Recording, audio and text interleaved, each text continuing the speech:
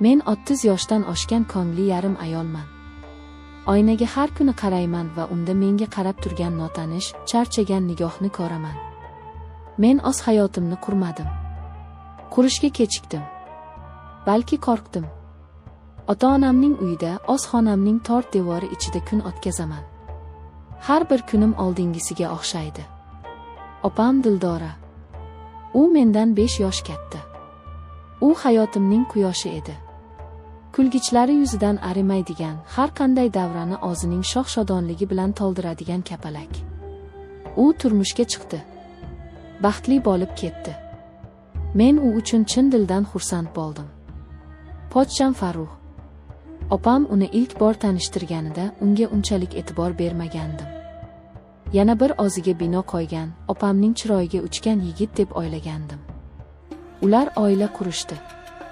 Dildora baxtdan sarxush edi. Hamma narsa o'sha biznikida o'tadigan oddiy bir oilaviy kechada boshlandi. Dadam bilan pochchamning siyosat haqida tortishayotganini, onam bilan Dildora esa yangi pishiriq retseptini muhokama qilayotganini eshitib o'tirardim. Men har doimgidek chekkada o'z xayollarim bilan band edim. Birdan Farruhning nigohini sezdim. U menga qarab turardi. Lekin bu shunchaki qarash emasdi. Bu nigohda qiziqish bor edi. Tushunish bor edi. Men boshqacha bo'lib o'rnimdan turdim. Oshxonada idishlarni yuvayotganimda u kirib keldi. Yordam kerakmasmi? Yo'q, rahmat. O'zim eplayman. U ketmadi. Orqamda turib qoldi. Nilufar, sizni hech kim tushunmaydi, shundaymi? Bu savoldan seskanib ketdim. Unga o'girildim. Nimani nazarda tutyapsiz? Siz bu uyda begonadeksiz dedi. Yuragim qinidan chiqib ketayozdi.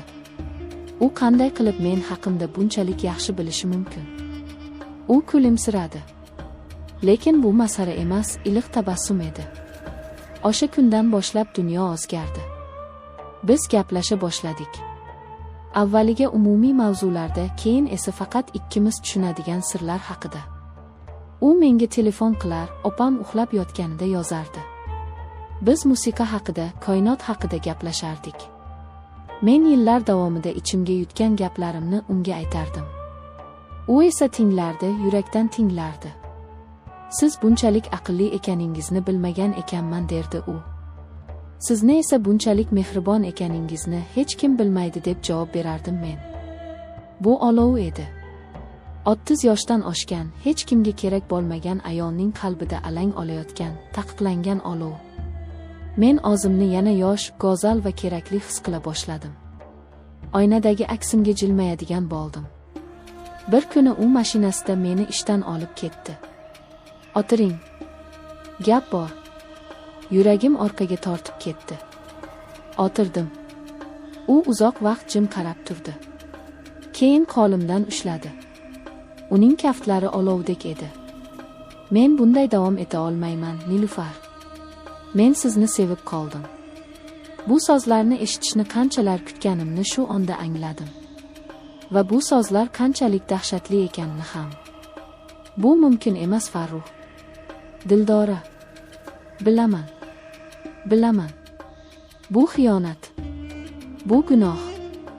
Lekin men unga uylanganimda men sizni bilmasdim. Men haqiqiy sevgi nimaligini bilmasdim. O'sha kuni men yig'ladim. Baxtdanmi yoki azobdanmi bilmayman. Biz yashirincha uchrasha boshladik. Har bir uchrashuv oxirgisidek tuyulardi. Har bir bo'sa ham lazzat, ham zahar ta'mini berardi. Men opamning ko'ziga qaray olmay qoldim. Uning baxtli kulgusi yuragimga pichoqdek sanchilardi. Men uning baxtini tortib olayotgan edim. Lekin to'xtay olmasdim. Farruh men uchun hayot mazmuniga aylanib qolgandi. U men uchun butun bir dunyo ochdi. Biz hatto kelajak haqida ham gaplasha boshladik. U Dildora bilan ajrashishini, biz birga bo'lishimizni aytdi. Men bunga ishondim. Ishonishni xohladim. Fojia kutilmaganda keldi. Yakshanba kuni hammamiz nonushta qilib o'tirgandik. Dildora birdan qahqaha otib yubordi. Uning ko'zlari chaqnardi. Menda sizlar uchun surpriz bor, dedi u qizargancha. U qo'lini Farruxning yelkasiga qo'ydi. Farrux, siz dada bo'lasiz. Stol atrofida qiyqiriq tabriklar yangradi. Ota-onamning quvonchi cheksiz edi. Men o'sha zahoti ado bo'ldim. Qo'limdagi choynakni qanday ushlab turganimni bilmayman. Faqat Farruxga qaradim. U oqarib ketgandi. U menga bir soniya qaradi va nigohini olib qochdi. O'sha qarashda hammasi hal bo'lgandi. U o'sha kecha menga qo'ng'iroq qilmadi. Ertasiga ham. Bir hafta o'tib unga ozim yozdim. Uchrashishimiz kerak.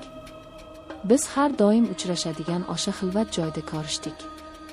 U boshqacha edi. Solxin, aybdor. Nilufar, men nima qilishim kerak edi? Unga haqiqatni aytsam, u bu zarbani ko'tara olmaydi. Demak, hammasi tamom, men ovozsiz yig'lardim. Biz to'g'ri ish qilmadik, Nilufar. Bu boshidan xato edi. Xato. Men qahqaha otib yubordim. Qaysi biri xato edi, Farruh, seni sevganimmi? Yoki sen meni sevganingni aytganingmi? Meni kechir. Men farzandimdan voz kecha olmayman. Men uyga qaytishim kerak. Sen qachon ketmagan eding, dedim men va o'rnimdan turdim. Shu bilan tugadi. Men yana o'sha xonamga qaytdim. O'sha oynadagi notanish charchagan aksimga. Faqat endi bu aksda hayot uchqunlari yo'q edi. U yerda faqat bombosh qorong'ulik qolgandi. Bugun Dildoraning ohilchasini ko'rgani bordik. Go'dak juda shirin kichkina Farruh. Opam baxtdan 7-osmonda. Farruh esa u namunali ota va mehribon er rolini o'ynayapti. Juda yaxshi o'ynayapti. U tug'ruqxonadan chiqqanida uni menga bir marta ko'zi tushdi. Uning nigohida na pushaymon, na afsus bor edi. Men ularni tabrikladim. Jiyanimning peshonasidan opdim. Qo'limdagi sovg'ani berdim. Va iloji boricha tezroq u yerdan ketdim. 30 yoshdan oshgan ayol. Men endi hech qachon sevmayman. Men endi hech qachon o'sha oynadagi aksimga jilmaymayman. Chunki men opamning baxtiga qurilgan uyni o'z qo'llarim bilan buzishga harakat qildim. Uning baxti mening baxtsizligimga aylandi. Va eng dahshatlisi, Dildora bu haqda hech qachon bilmaydi.